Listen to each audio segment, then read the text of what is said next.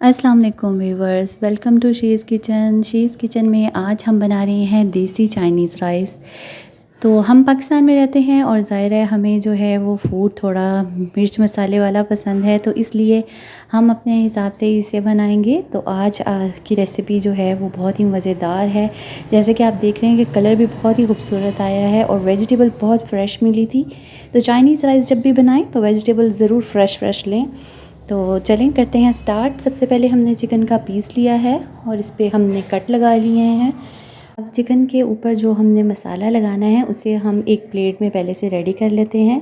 तो 1 टेबलस्पून मैंने लिया है पिसा हुआ लहसुन, 1 टेबलस्पून सिरका, 1 टेबलस्पून सोया सॉस, थोड़ा सा नमक डाला है मैंने तकरीबन आधा चम्मच, कुटी हुई लाल मिर्च 1 टीस्पून, और अब इसमें ऐड कर दिया है थोड़ा सा गरम मसाला, और मैंने थोड़ा सा ऐड किया है 1 टेबलस्पून भरकर जो है वो तिक्का बोटी मसाला।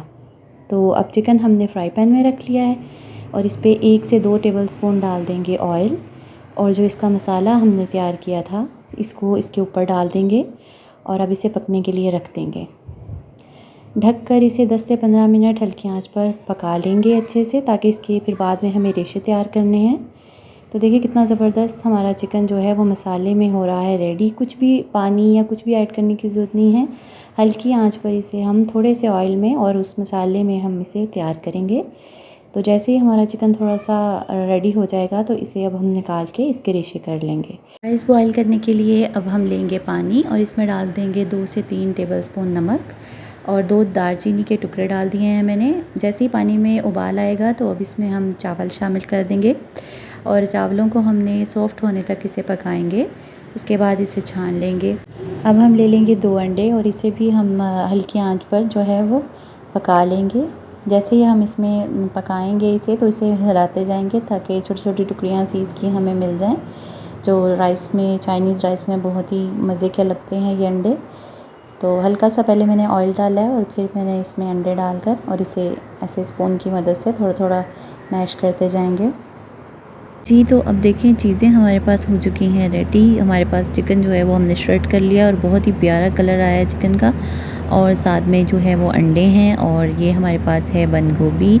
इसे बहुत बारीक बारीक हमने काट लिया है। 2 शिमला मिर्चें हैं और 3 गाजरें हैं। कटिंग आप अपने हिसाब से कर सकते हैं, चाहे आप छोटे छोटे पीसेस में काट लें या लंबा काट लें, या आपकी चॉइस है कि जैसे आपको वेजिटेबल पसंद हो।